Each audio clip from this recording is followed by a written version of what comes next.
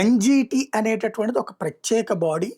ఆ ఎన్‌జీటీ అనేటటువంటి దాని ఉత్తర్వుల్ని హైకోర్టులో అదే న్యాయస్థానాలు జోక్యం చేసుకోవడానికి వీల్లేదన్న వాదనని హైకోర్టు తోసిపుచ్చింది. జాతీయ హరిత ట్రిబ్యునల్ జారీ చేసే ఉత్తర్వులను సవాల్ చేస్తూ అధికరణ 226 కింద తమ ముందు దాఖలు చేసే వ్యాజ్యాలకు విచారణార్హత ఉందని హైకోర్టు ధర్మాసనం తేల్చి చెప్పింది.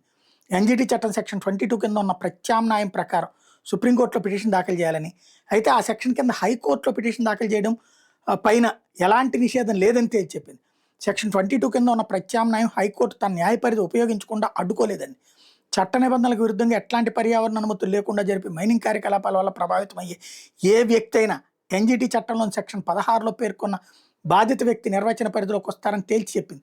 ఎలాంటి కాలుష్యానికి తావు లేకుండా గాలి నీరు పొందడం అన్నది పౌరులకు రాజ్యాంగం ప్రసాదించిన ప్రాథమిక హక్కని హైకోర్టు స్పష్టం చేసింది. ఈ హక్కుకు భంగం కలిగితే ఏ వ్యక్తి అయినా అందుకు సంబంధించినటువంటి చర్యలను సవాల్ చేయొచ్చండి.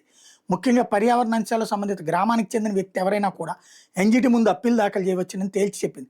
పొట్టి శ్రీరాములు జిల్లా మోమిడి గ్రామంలో సిలికా మైనింగ్ విషయంలో శ్రీకుమారస్వామి మైనింగ్ సంస్థకి పర్యావరణ అనుమతులు మంజూరు చేసే విషయంలో సుప్రీంకోర్టు తాజా తీర్పును చట్ట నిబంధనలు పరిగణలోకి తీసుకుని వాటికి అనుగుణంగా నిర్ణయం తీసుకోవాలని కేంద్ర రాష్ట్ర ప్రభుత్వాన్ని హైకోర్టు ఆదేశించింది.